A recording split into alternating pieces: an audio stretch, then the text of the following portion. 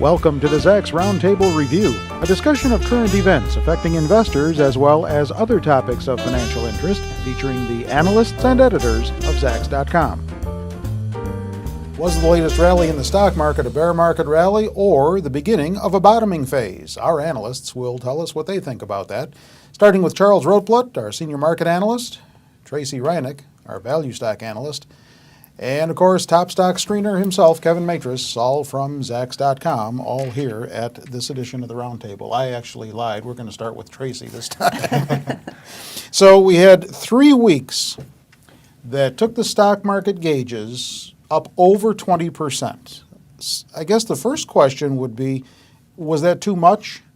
Did we really see a significant rally in a very short period of time?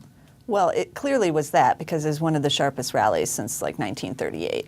So, these things are common in bear market rallies. You normally have like the sharp up increase, and you have some of the sectors that were really beaten down, like the financials, leading these kinds of rallies, but they usually don't hold. And so now we're at this point where, is this going to hold or is it not? And if it holds, for how long does it hold? Those kinds of things. So, a lot of other factors are coming into play in this rally, and that has a lot to do with what's going on in Washington more than on Wall Street. And we're seeing some of that play out today when we're filming this, with the news coming out about General Motors and Ford and Chrysler and how that's impacting the markets now, even though most of this news has kind of already been known out there. But now that they're confirming that there could be bankruptcies for some of the big three coming down the pike, it's starting, that's having an impact on what we've seen happening in the last 3 weeks, the confidence level and things like that.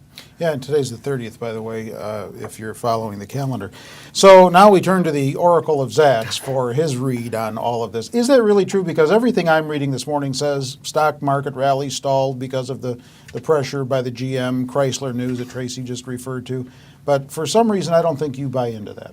No, actually I do. I do think when you look at what's going on today, it's definitely the GM news. There's concerns that Tim Gaithner really didn't wow people when he was on Meet the Press yesterday. I watched it. I didn't think it was anything surprising or anything bad. He was just being himself. But that's all factoring. That's all factoring in. But we did have a huge rally. We do have profit taking. But one of the things I want to point out to people is that I think what we're seeing right now in the market is maybe some of this rally was actually trying to catch up with what's going on in the economy. Mm-hmm. When you go back to the fall, we really saw this sharp deterioration in the economy and a sharp decrease in economic indicators. The market had to catch up for them. As a result, we saw stocks drop dramatically since then. But now when we start looking at economic indicators, we're actually starting to see signs. Things are still bad, but we're starting to see signs that maybe the pace of deterioration has slowed. One of the things I'm going to go with right here is the unemployment numbers. We'll see new ones on Friday, but even though we're losing over 600,000 jobs per month, and that's terrible, we're starting to kind of stabilize off there, where we're not seeing huge increases in the number of people who are losing jobs. So still terrible, yes, but not getting worse in terms of how terrible it is. I'll go through two others. I'll show you the ISM index. We'll see that again later this week. Same type of thing. We're seeing contraction in the manufacturing sector, but the pace of that contraction is starting to slow. So again, we're starting to see this, maybe hopefully a stabilization where we're seeing things deteriorate, but maybe not as bad. And finally, I'll go with the leading indicators, which is a forward-looking number. It looks really a lot of past data trying to predict the future. Same type of thing where we're starting to see the pace of deterioration slow down. Those things are kind of important because when you start seeing the pace of deterioration slow down, you start moving towards that bottoming process. And I think when a lot of people are looking at stock markets, they're looking at this economic data and realizing, okay, maybe some of the bad news is priced in. Maybe some of our worst fears won't come to fruition, and that might allow the markets at some point to form a bottom. So you see there's a direct correlation between what's going on with the economy and the stock market? There's definitely a correlation, and certainly the market tries to look ahead 4 to 6 months. So one of the things the market's trying to guess is what will the economy look like this time next year, or really this time in the fall. Mm-hmm. And so you got to take a look back at what's going on in the economy and what's the pace of deterioration, and is it accelerating or is it slowing? And that's the first process, obviously, moving towards the eventual step towards recovery. All right, I want to circle back around to that, but first I want to get from Kevin. Does this downturn in the stock market mark a major resistance point here for the market? Well, the market had become terribly oversold in the previous several weeks. And you can see this on the relative strength index, one of the oscillators.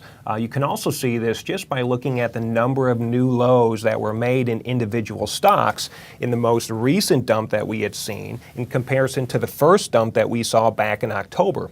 the difference between the number of new 52 weeks lows made on individual stocks, the difference is in the thousands.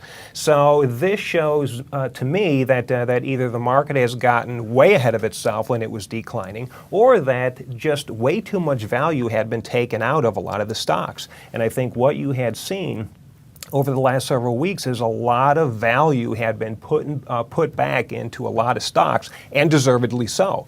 I think the market has hit resistance. You know, the market has gotten very close to 8,000 in the Dow, and we got well over 800 in the S&P. Right. However, though, after a 20+% run-up, it's only natural to see some kind of backfilling. And I think that the news coming out of Washington in regard to what's happening with the auto industry, I think that just gave the market an excuse to be able to pull back. But as Tracy said, a lot of this news is kind of already in the market. What's interesting, though, that I do want to point out, when everybody was talking about the auto industry potentially filing for bankruptcy many, many months ago, Right. the big concern was what's going to happen to customers who purchase new cars, what's going to happen to all of the OEM manufacturers, what's going to happen to all of the ancillary businesses. And it looks as if the administration has put forth a plan to be able to address all of these issues, including, hey, will people still buy U.S. cars? Who's going to be backing the warranty? The U.S. apparently is going to be doing that. So this could be an orderly restructuring, and I think that once all the dust settles, this may turn out to be a positive thing. People will be able to get past this and start focusing on new things. All right, so when we actually want to look for signs of a bottoming phase, given the bear market that we've been through, is those economics that you talked about a few moments ago, are those some of the hallmarks that we have to see in order to know that the bottoming phase has begun? You know, that's going to be part of it. I think you also got to look at earnings and start seeing where companies are reporting numbers that maybe they're down, but they're not as bad as feared, where you're starting to see some people actually talk about having some visibility. And again, it doesn't have to be that things are improving, but the fact is that people can say, you know what, we kind of look out, we can actually look out 3 to 6 months and kind of have a better idea of what's going on. Those type of things will happen. Also, when you just look at stock prices and you start looking at the valuation of some of these companies and you realize this is too cheap, this company's not going away, and I really would like to buy at this price, all those things will kind of come together. What's important for investors to realize, though, there's not going to be a signpost that says you've reached bottom. One day you're going to wake up and realize stock prices are 10, 20% higher, and they're holding at those higher levels than they are currently, or maybe at where they're at some point in the future. So the idea for investors is not to try to time the bottom, because they'll pick the wrong time, but really just kind of dollar cost average, look for the good bargains, and use different strategies. Dollar cost average, use buy stops, start tiptoeing back in the market, because one day investors will wake up, they'll realize stocks are considerably higher, and they'll realize that if you try to wait or try to actually pick the exact bottom, they would have missed it by a wide margin. Kevin, what do you think? Hallmarks of a bottoming phase. And what does a typical bottoming phase take, time-wise?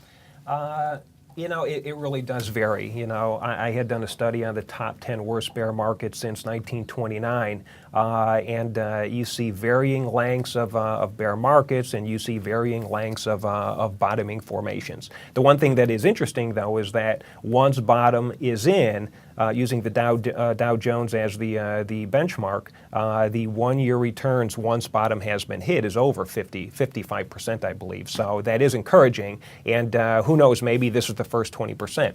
But as far as what are we looking for bottom, I think there's going to be several things. You're going to have to see a continuing improving earnings picture. A lot of companies, some high-profile companies, had reported better than expected earnings. Nothing stellar, but just not the disaster that people had been expecting. And there's been some positive guidance. If we can get another quarter worth of good earnings, I believe that this could solidify the idea that, hey, maybe things are getting better, or at least the pace at which they are getting worse has slowed. Moreover, I think one of the most important pieces of this puzzle is going to be seeing the toxic asset repurchase program get off the ground successfully. If they can pull this off, I think that will be the biggest ray of light in this whole financial mess, and that'll probably be a catalyst for some significant gains. Tracy, it sounds like they're talking about fundamentals, and you follow those on a day-to-day basis. The fundamentals still, however, don't seem very strong. No, I mean, stocks are still quite expensive as far as I'm concerned as a value stock analyst. I mean, the S&P it's not trading at cheap enough valuations. It's something like 16 times earnings right now. And historically in bear markets, it's gone under 10. It's stayed under 10 for a while and probably undershoots that a lot cheaper. So for me, when I look at what the prices are out there based on earnings, I'm not seeing it cheap enough yet to call any kind of bottom. I think we'll bottom when that really overshoots and gets really dirt cheap out there. Then we're going to be closer to where we need to be. And once we see these different signposts that you've all kind of mentioned here, then we'll begin to see market sentiment changing for the better?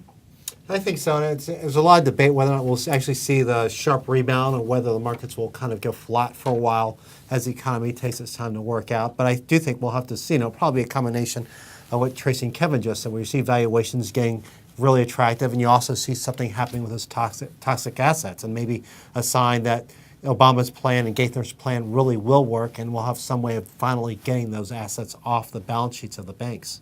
All right. They will be keeping their keen eye on latest market movements and developments and bring the analysis to you here on the Roundtable. So stick with Zacks.com for weekly updates on their thinking. With everybody here, I'm Terry Ruffalo.